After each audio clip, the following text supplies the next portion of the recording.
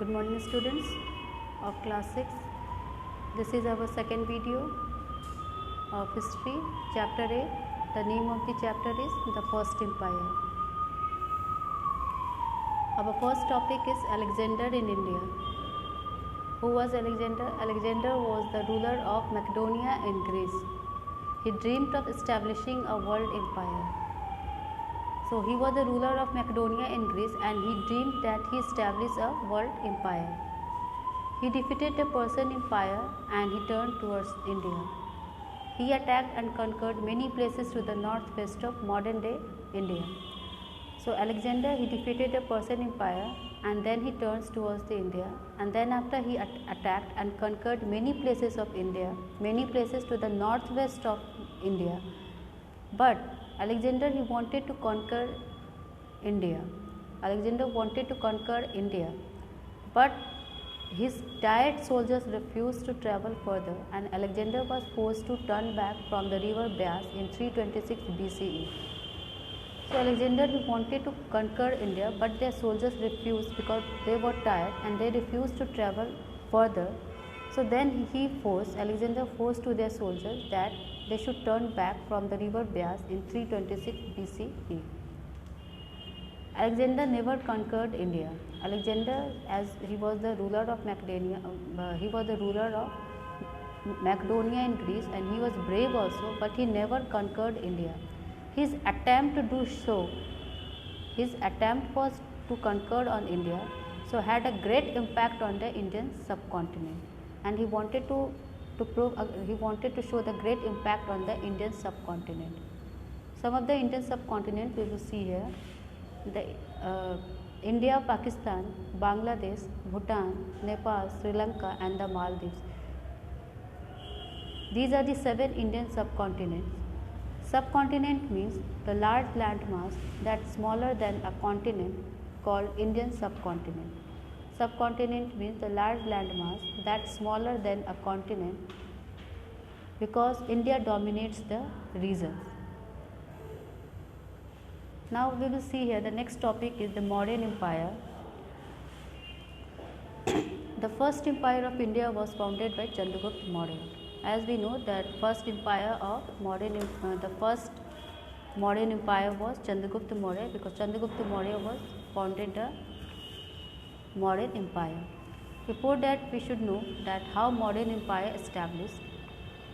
As we know, the Vishnugupta, the better known, his name was Chanakya or Kautilya. He was a learned Brahman. He had gone to a Patliputra, where he was humiliated, he was insulted by the Nanda king. On his way back, he met a young boy and he seeing the sign of greatness in the boy. So when he went back, at that time he met young shepherd boy. Then he seen the sign of greatness in that boy. He took him to his native town, and there he gave the perfect education. After giving the perfect education, why? Because he want to take revenge from the Nanda king, because Nanda king was humiliated the Chanakya. So that's why he gave the perfect education to after giving the perfect education, he gave the title Chandragupta Maurya. So this was the brief descriptions about the foundation of the modern empire. Now we will see here the modern empire. It covered a large part of India, which included the Bihar, Orissa, Bengal, western and northwestern India, and parts of Deccan also. So modern empire, it covers the large part of India, and also it includes some of the parts like Kerala, Tamil Nadu, and part of northeastern India. Mauryans ruled over the whole of the Indian subcontinent. Moreover, all the powers was in the hand of the emperor, who ruled from the capital Patliputra. Now we will see here some important sources from which we come to know about the modern empire. So there are some sources through which we can know about the modern empire. The first sources is literary sources. Literary sources mean the sources which are written, which include any written documents, written accounts, such as the Vedas, the Arthas, the Megasthenes book Indica. So these are the literary sources. So literary works like Chanakya. Chanakya's book name was Arthas, and Megasthenes the book name was Indica, and Asokan inscriptions and coins.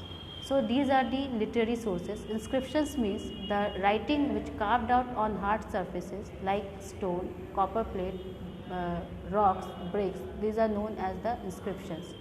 So these are the sources through which we can know about the modern empire. Next we can see here the Chandragupta Maurya. The Chandragupta Maurya was the first ruler of the Mauryan dynasty. He overthrew the mighty Nandas who were the ruling over the Magad at this time. Now we will see here the first ruler of Mauryan dynasty was the Chandragupta Maurya. He overthrew the mighty Nandas who were the ruling over the Magad at this time. So after becoming the ruler, he took the revenge from the Nandas who were ruling over the Magad at that time with the help of their guru, that is the Chanakya or Kautilya, an important minister in the court of the Nandas. So after becoming emperor, Chandragupta marched westward towards present-day Pakistan and Afghanistan. And after becoming the emperor, the Chandragupta, he marched towards the westward and the present-day Pakistan and Afghanistan, and there he defeated the Seleucus Nicator. The Seleucus Nicator, who was that? He was the Greek governor. He was the Greek governor who left behind by the Alexander. Seleucus Nicator, he sent Megasthenes. Seleucus Nicator sent Megasthenes as an ambassador. So Seleucus Nicator, he was a Greek governor. He sent Megasthenes as an ambassador to Chandragupta court. So he sent a Megasthenes as an ambassador to the Chandragupta's court. Megasthenes wrote the book. The Megasthenes' famous book name was Indica, and in that book he mentioned about a rich source of information on the social life of the people in the modern empire. So that book includes that Indica. It includes that Indica. It is a rich source of information about the social life of the people in the modern empire. Chandragupta extended his kingdom beyond the Vindhyas mountain till the Deccan in the south. And then after Chandragupta Maurya, he extended his kingdom beyond the Vindhyas mountain and till the Deccan.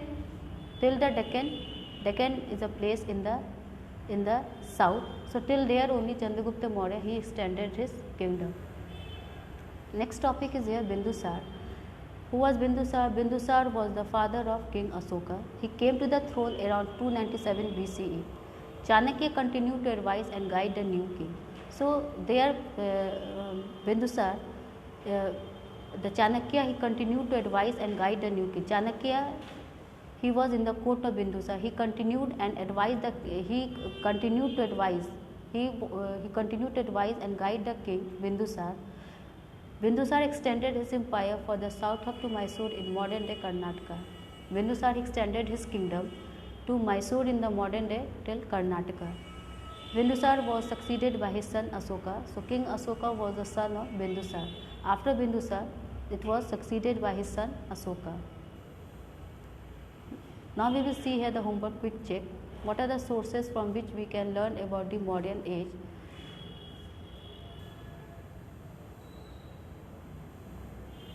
This is our homework.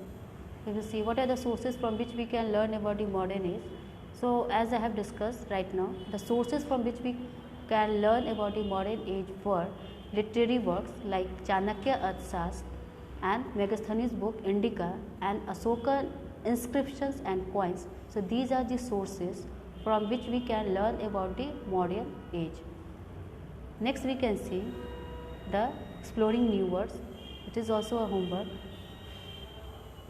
So the first word is Dhamma, means law of nature which control the relationship between human beings and nature, code of morality and religious duty.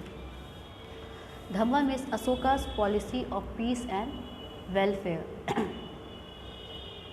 Next we can see Dhamma Vijay means conquest through Dhamma, means victory over Dhamma. It means the Dhamma Vijay.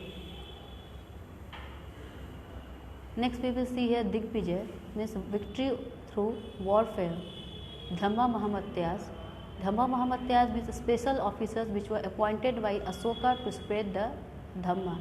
Dhamma, it means it is a policy. It is a policy of peace and welfare. The policy which was given by the king Asok. After that policy he got after the battle of Kaling. And edicts means law or proclamations carved on rock or stone pillars.